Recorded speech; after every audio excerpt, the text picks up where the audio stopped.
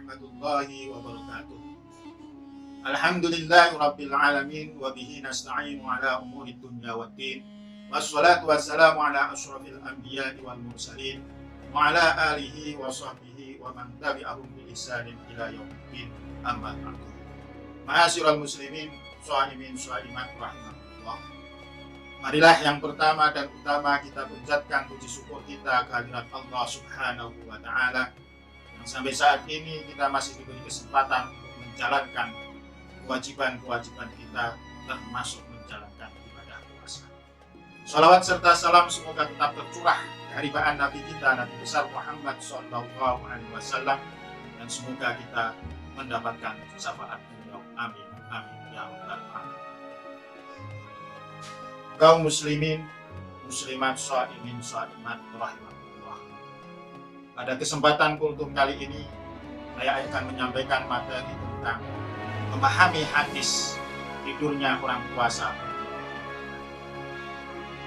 Ma'asyiral muslimin, dalam sebuah hadis yang diriwayatkan oleh Imam Baihaqi disebutkan, naumus shaimi ibadatun wa sumtuhu tasbihun wa amaluhu mudha'afun wa du'auhu mustajabun wa dzambuhu maghfurun. Tidurnya seorang yang berpuasa adalah ibadah, diamnya adalah tasbih, amal ibadahnya dilipat gandakan pahalanya, doanya dikabulkan dan dosa-dosanya diampuni.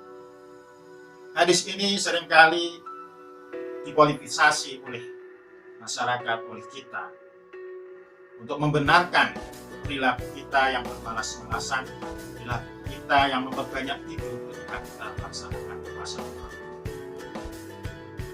Jika ditanya, kita akan menjawab, bukankah tidurnya orang yang berpuasa adalah ma'asyiral muslimin, shaimin, shaimat yang dirahmati Allah. Hal semacam ini sebenarnya tidaklah tepat, karena salah satu adab orang yang berpuasa adalah tidak banyak tidur, sebagaimana dijelaskan oleh Imam Al-Ghazali dalam kitabnya Ihya Ulumuddin juz 1 halaman 246. Dia menyatakan bahwa salah satu adab atau tata krama orang yang berpuasa adalah tidak memperbanyak tidur di siang hari, sehingga ia dapat merasakan lapar dan haus serta lemahnya kekuatan. Yang demikian itu hatinya akan menjadi capek. Lalu bagaimana dengan hadis ini? Mengapa ia sepertinya bertentangan dengan adab puasa tersebut?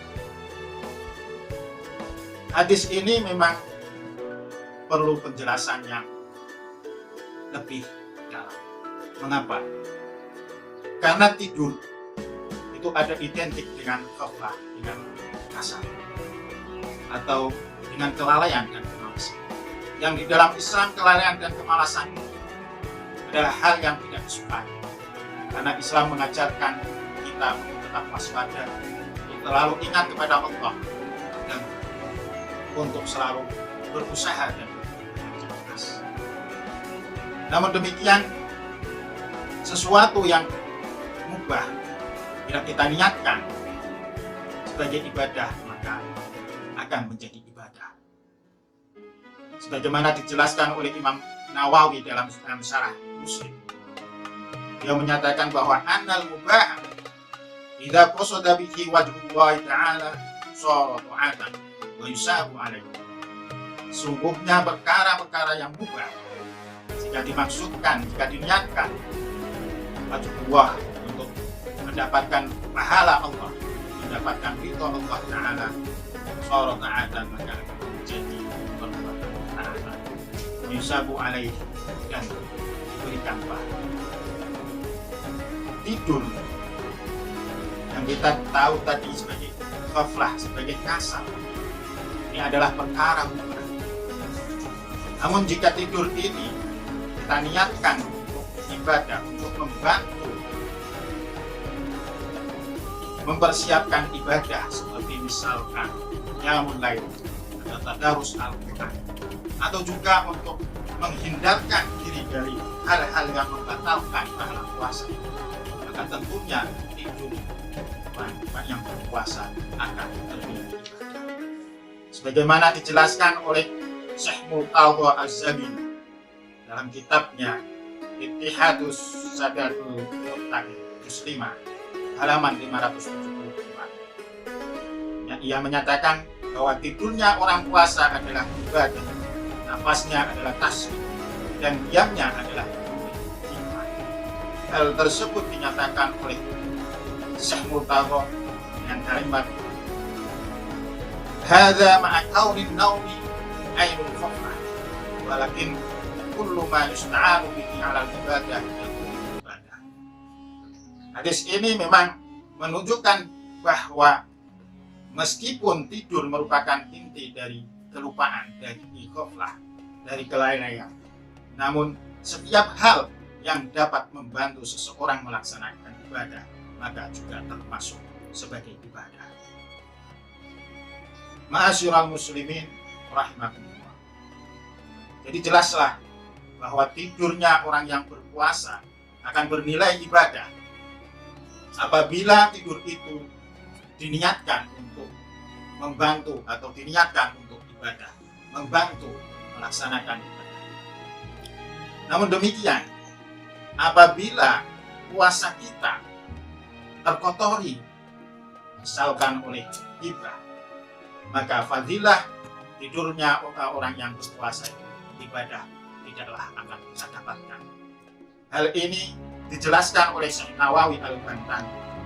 Wa hadza fi su'alini lam yu'arrif sawmahu minah fan-nawmu wa in kana 'ainul khaffa yasiru ibadah bi annahu yusta'inu bihi 'ala ibadah.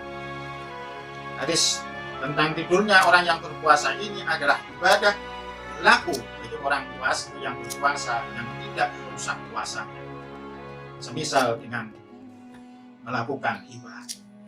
Maka tidur meskipun merupakan inti dari kelupaan, namun akan menjadi ibadah sebab dapat membantu melaksanakan ibadah. Jadi orang yang berpuasa namun masih saja melakukan perbuatan maksiat dalam puasanya, maka tidak akan mendapatkan fadilah atau keutamaan tidurnya orang yang berpuasa adalah ibadah. Walhasil tidurnya orang yang berpuasa bernilai ibadah apabila ia telah memenuhi dua kriteria, yaitu yang pertama bahwa tidurnya itu tidak dimaksudkan untuk bermalas-malasan, tetapi dimaksudkan untuk lebih semangat, untuk mempersiapkan di dalam menjalankan.